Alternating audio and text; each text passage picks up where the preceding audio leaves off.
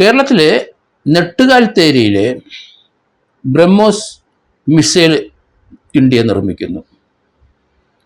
നെട്ടുകാൽത്തേരി നമുക്കറിയാം, നമ്മുടെ തുറന്ന ജയിലാണ്. തിരുവനന്തപുരം ജില്ലയിലെ നെട്ടുകാൽത്തേരിയിലാണ് ജയിൽ. ആ ജയിലിൻ്റെ പ്രമിസസിൽ നിന്ന് 180 ഏക്കർ സ്ഥലം ബ്രഹ്മോസിന് വിട്ടുകൊടുക്കാനായിട്ട് DRD കേരള സർക്കാരിനോട് ആവശ്യപ്പെട്ടിരുന്ന നേരത്തെ.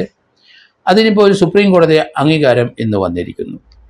ഏതായാലും കേരളത്തിലെ ബ്രഹ്മോസ് മിസൈൽ ലോകത്തിലെ അതിവേഗ മിസൈലുകളെ ഏറ്റവും വേഗതയുള്ള മിസൈലുകൾ നിർമ്മിക്കുന്ന ഒരു ഫാക്ടറി DRDയുടെ കേരളത്തിൽ വരുന്നു. നെട്ടുകാൽത്തേരിയിൽ സുപ്രീം കോടതി അനുവദിച്ചു. കേരള സർക്കാർ അനുമതി ചോദിച്ചിരുന്നു.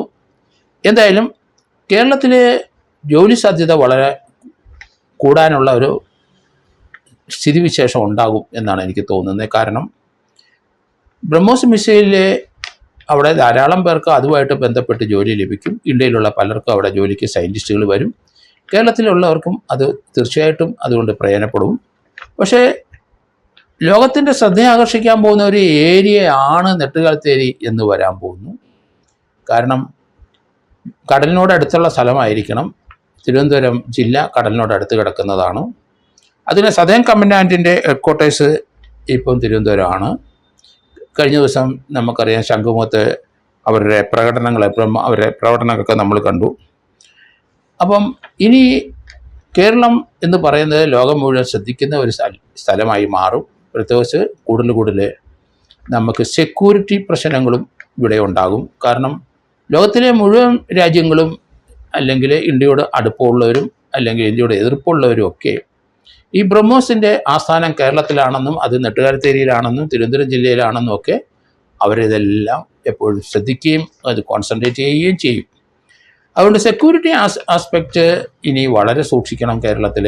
കാരണം സദേൺ കമാൻഡിൻ്റെ ആസ്ഥാനം ഇവിടെ വന്നിട്ടുണ്ട്. പാങ്ങോട് ഒരു മിലിറ്ററി കിടപ്പുണ്ട്. അതോടൊപ്പം തന്നെ നമ്മുടെ അറേബ്യൻ സീയോട് ചേർന്ന് കിടക്കുന്ന സ്ഥലമായതുകൊണ്ട്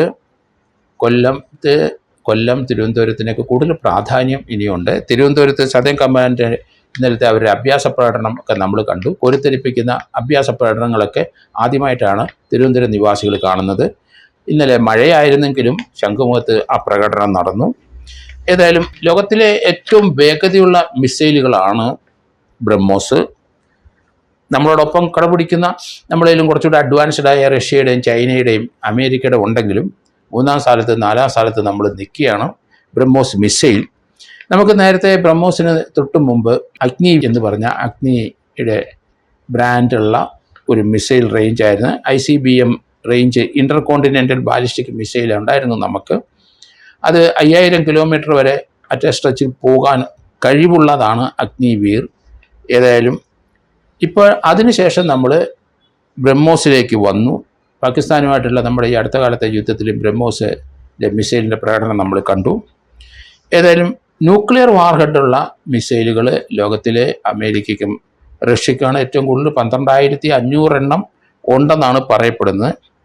ഏതായാലും ഏറ്റവും വേഗതയേറിയ മിസൈൽ റഷ്യയുടെ കൈവശം തന്നെയാണ്. സൂപ്പർസോണിക് ഗ്ലൈഡ് വെഹിക്കിളിൽ ഘടിപ്പിച്ചാണ് അത് വിക്ഷേപിക്കുന്നത്.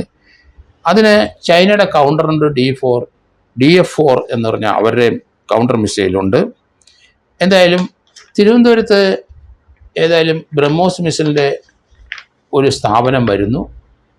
ഏതായാലും ഇവിടെ 180 ഏക്കർ സ്ഥലം കൊടുത്തു കഴിഞ്ഞു. അതിനുള്ള സാങ്ഷനും ആയിക്കഴിഞ്ഞു. നെട്ടുകാൽത്തേരിയിലെ ജയിൽവാസം ചിലപ്പോൾ അവരെ അവിടെ നിന്ന് മാറ്റാനുള്ള സാധ്യതയും കൂടുതലാണ്.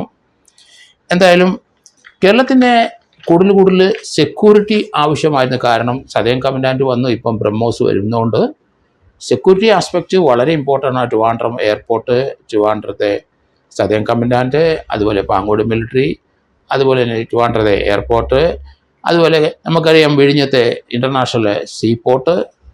അപ്പം തിരുവനന്തപുരം ജില്ലയ്ക്ക് വളരെയധികം പ്രാധാന്യം ഇന്ത്യയിൽ തന്നെ വന്നു കഴിഞ്ഞു. മാത്രമല്ല ലോകം മുഴുവൻ ശ്രദ്ധിക്കുന്ന ഒരു ജില്ല, അല്ലെങ്കിൽ ലോകം മുഴുവൻ ശ്രദ്ധിക്കുന്നത് കേരളത്തെ ആയിരിക്കും ഇനി എന്നുള്ള കാര്യത്തിൽ യാതൊരു സംശയമില്ല.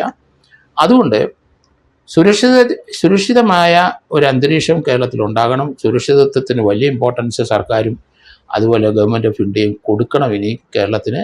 അങ്ങനെ ഉണ്ടാവുകയുള്ളൂ. കാര്യം ബ്രഹ്മോസ് വരുമ്പോൾ തീർച്ചയായിട്ടും അക്കാര്യത്തിലൊക്കെ വളരെയധികം ദീർഘവീക്ഷണത്തോടെയുള്ള പ്രവൃത്തി ഇന്ത്യയുടെ ഡിഫൻസും DRDO ഒക്കെ ചെയ്യും നമുക്കറിയാം. എങ്കിലും ജനങ്ങൾ എന്തെങ്കിലും സംശയാസ്പദമായ എന്തെങ്കിലുമൊക്കെ കണ്ടു കഴിഞ്ഞാൽ അപ്പോൾ തന്നെ അത് റിപ്പോർട്ട് ചെയ്യാനുള്ള ഒരു മനസ്സുണ്ടാകണം. അപകടം ഉണ്ടാകും അല്ലെങ്കിൽ.